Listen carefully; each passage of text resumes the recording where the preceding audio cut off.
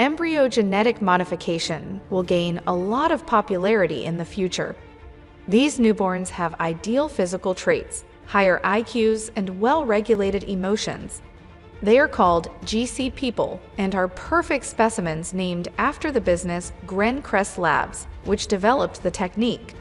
These people are sent into deep space as astronauts when it becomes necessary to explore space to find a cure for climate change. When they reach Saturn, a group of GC astronauts aboard the starship Teleos, under the command of Commander Linden, awaken from their cryosleep. Their goal is to learn what happened to the mining ship Atromitos, which has been circling Saturn's moon Titan. When they locate it, they learn that Atromitos' hull is about to rupture and that they must use all of their kill thrusters at once to align both ships because Atromitos is so much larger than Teleos. The docking goes well, but when Zimmer and Anderson attempt a fist bump to celebrate, Dr. Orson chastises them for touching because it confuses the GC biosigns. After that, they communicate with Nordum, CEO of GC Labs, to let him know that they have accessed the Atromitos system and that their last transmission was 3 months ago. Since no one has responded since then, they have come to the conclusion that everyone on board is dead. Nordum explains that they must recover the cargo because they don't understand the need for a rescue operation. This carbon-fixing catalyst, which will restore the atmosphere of Earth, took 2 years to mine.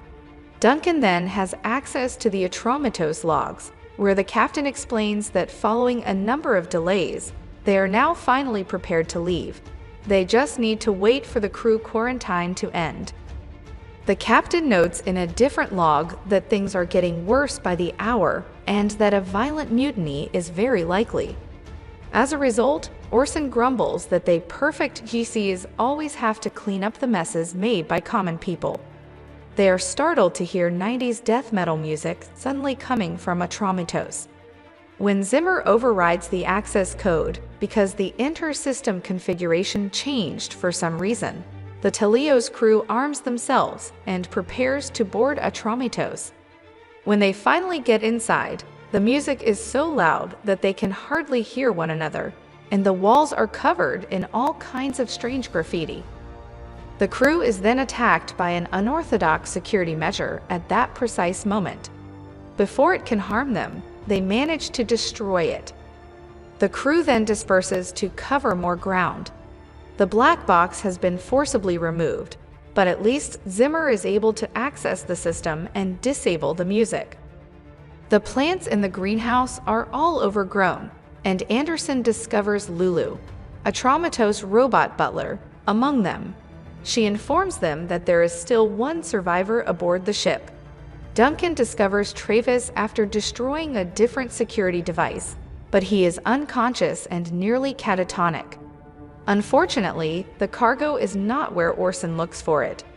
The crew gathers to discuss the situation a short while later. The Atromitos tracking system is disabled, and neither the crew nor the cargo were detected by the scanners.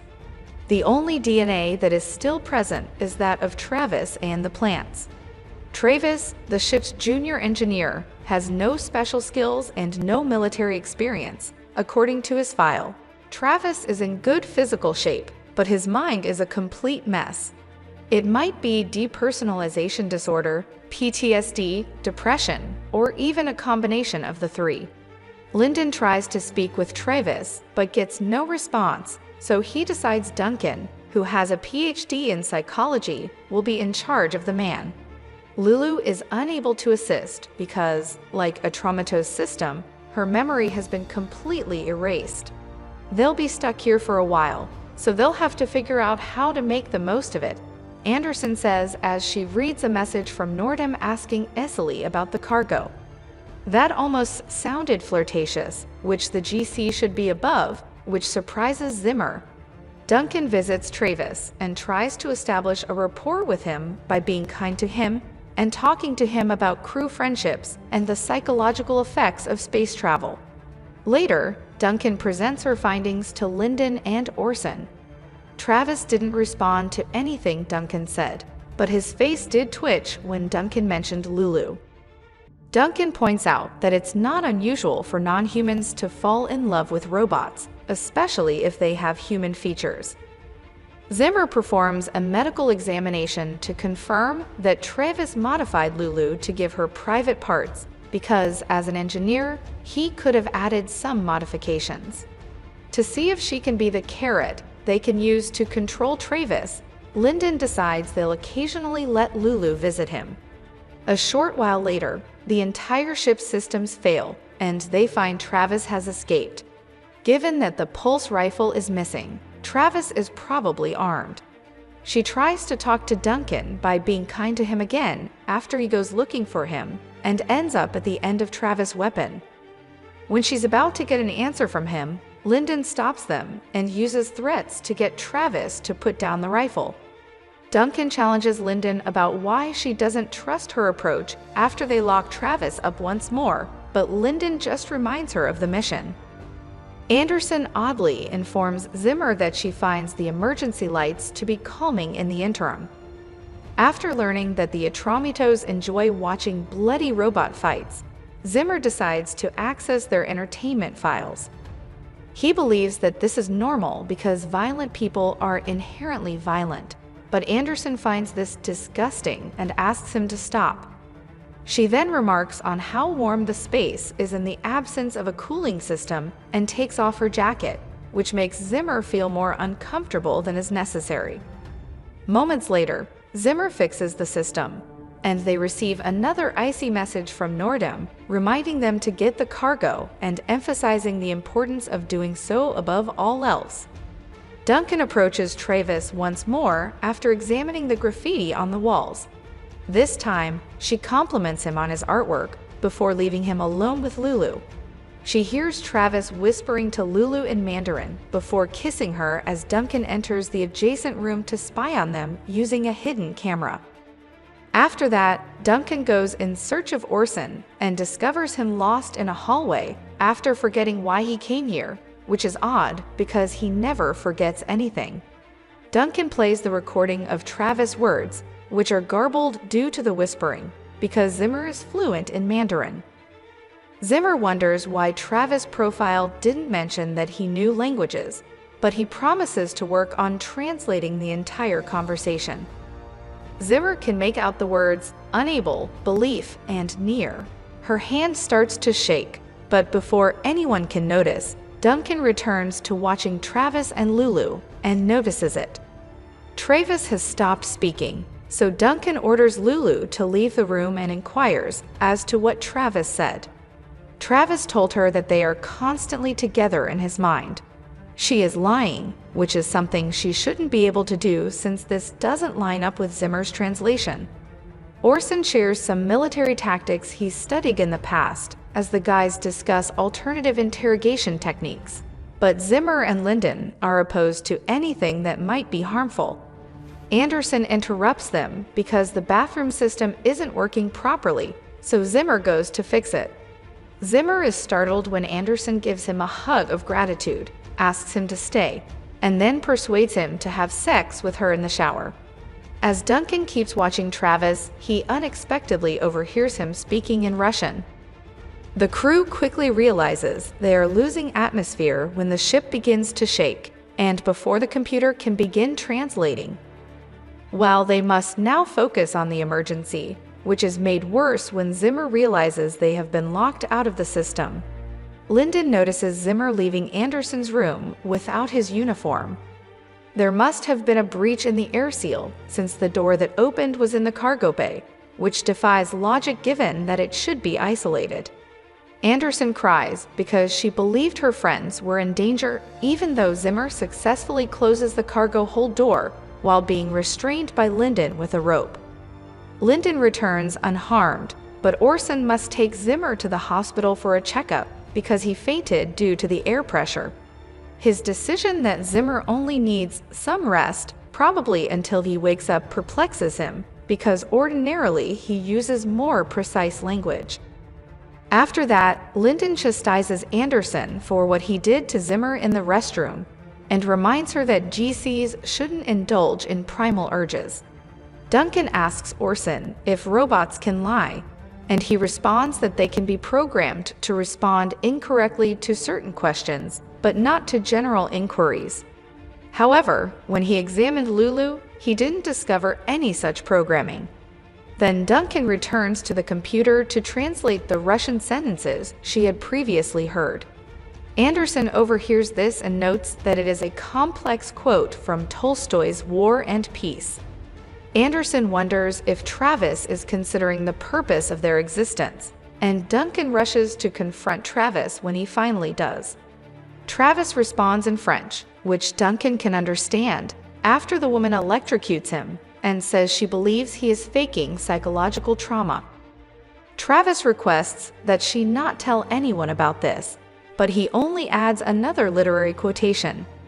She successfully gets the communication system in the Atromitos to function when she returns to Anderson's, but she still sees the same message. Nordum hasn't been broadcast live. Instead, a new message with a recording arrives every 2 hours. Anderson starts to cry when Lyndon asks her to continue sending encrypted messages to Earth until they receive a response, and Lyndon yells at her for being sentimental. When they see Zimmer, who has just woken up, Anderson rushes to hug him, which makes Lyndon yell at them once more. He believes that Anderson would have been able to spot the mistake in the cargo bay before it nearly cost them their lives if Zimmer hadn't been with him. After telling Zimmer what he's discovered in the logs, Lyndon commands Anderson to visit Orson to find out why she's acting so upset. The information logged during the first year was comprehensive, but in the second year it became sparser until it almost stopped 3 months ago, as if the data had been censored on purpose. Zimmer wonders when Lyndon became such a twit rather than making a comment about it. Anderson is examined by Orson, but he doesn't discover any indications that anything is wrong with her. Orson refuses to acknowledge that he feels different, but Anderson wonders if he does as well. Duncan looks up Travis' most recent quotation, which turns out to be a Molière play. This prompts her to examine the graffiti under ultraviolet light, where she finds a hidden message that prompts her to examine the logs. When Lyndon stops by to see how she's doing, Duncan explains that Atromitos was never actually in danger, because Travis had brought it purposefully close to Titan's atmosphere just before they arrived. Duncan is convinced that the cargo isn't what Nordum claimed it to be after hearing a recording that reveals a dispute about it that sparked a war between rival factions. Duncan then reveals to Lyndon the chemical formula she discovered in the graffiti, which depicts a water-based liquid compound reacting with an outside substance.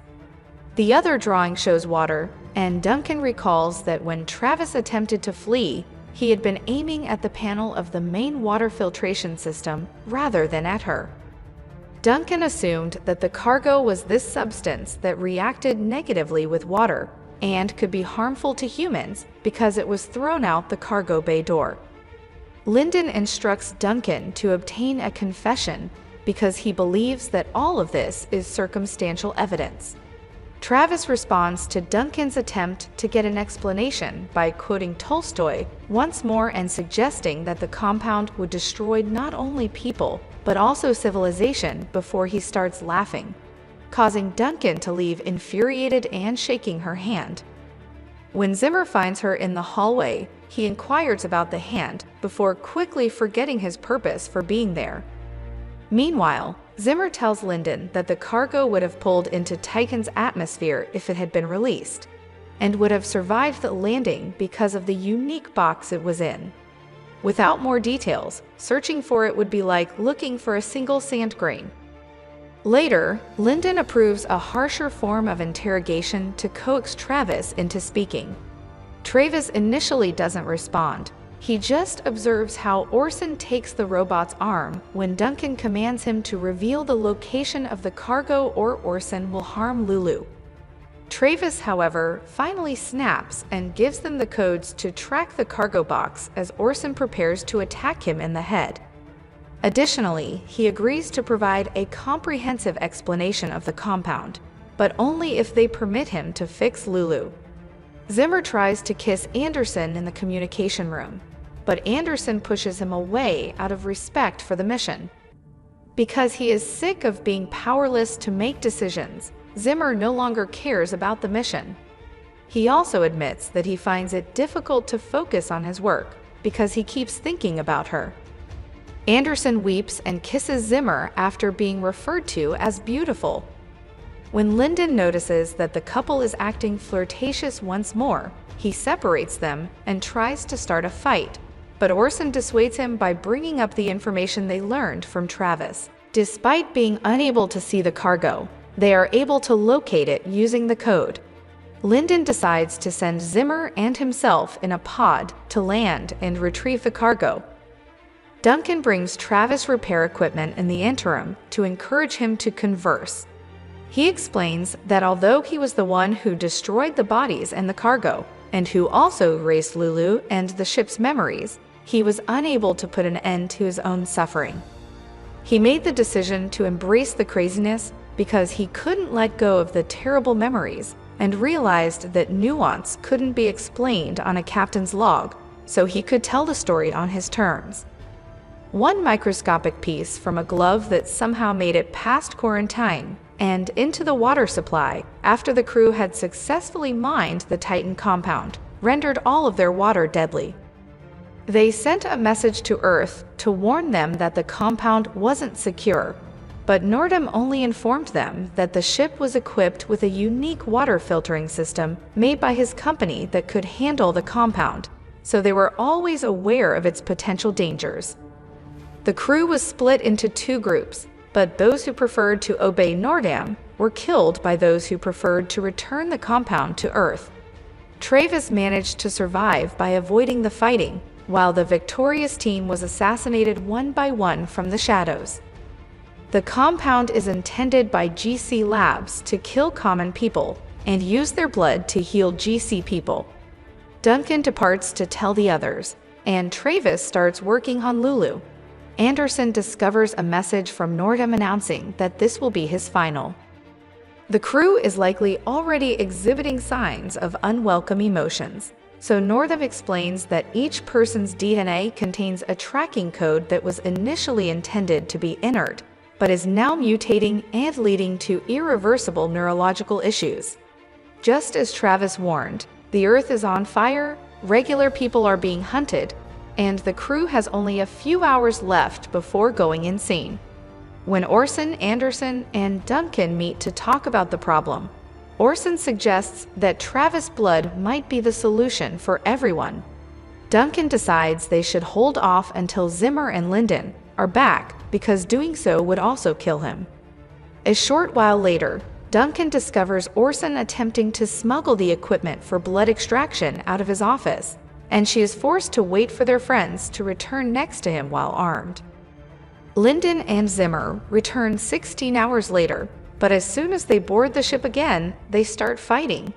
They are separated by the crew, who then checks to make sure the cargo is secure before having another discussion and casting their votes.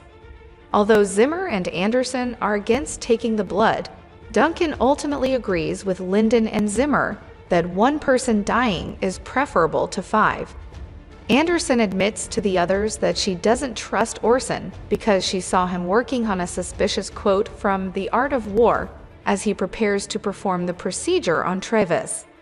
Lulu finally realizes her error after Duncan explains that he was only translating the text they had overheard Travis saying to her. According to the quote, it wasn't Travis who killed everyone, rather, it was Lulu. Lulu awakens at that precise moment and knocks Orson out. When the crew finally makes it to the rec room, Orson is unconscious, and Lula has left with Travis. The crew hastily grabs their rifles. Anderson declares her love for Zimmer, as she is afraid of what is in store for them. But the system goes out throughout the ship before he can respond. When Zimmer turns around to see what's happening, he hears a thump that prompts him to look again, only to find Anderson dead from behind while they were preoccupied with the alarm. Because Zimmer is so enraged, he disregards Duncan's advice and goes in search of their adversary by himself. Lulu is now in combat mode when he eventually finds her in the cargo bay, making her superior to even a G person. Despite landing 1 or 2 hits on her, Lulu kills Zimmer after overwhelming him. Travis discovers Duncan and shoots her with his rifle to put her out of commission, but this reveals his location and allows Lyndon to shoot Duncan as well. When Lulu enters that corridor, she passes Duncan's body while oblivious to the fact that everything is a trap. Travis is being held hostage by Lyndon to prevent her from moving, and Duncan and he are firing at the ship's lighting system to cause it to explode above Lulu, electrocuting her until she breaks. After that, Lyndon prepares Travis for execution while accusing him of being depraved for the changes he made to Lulu, which Travis refutes. Due to this, Duncan decides against voting for Travis and kills Lyndon instead of attacking Travis. She goes on to say that while the GC problem had a 97% success rate, she was among the remaining 3%, so the mutation hasn't had as much of an impact on her as it has on the others. Because Travis insisted he didn't modify Lulu, she allowed him to live. Now she wants to know how Lulu changed herself so she could lie and why. Travis claims Lulu made the changes to bring them closer together, but he is baffled as to why her programming was altered. Lulu must be fixed, and in order to do that, they must bring her to Earth. This is the only way to get answers. Travis is instructed by Duncan to take her away into Leos and share his tale with everyone on Earth.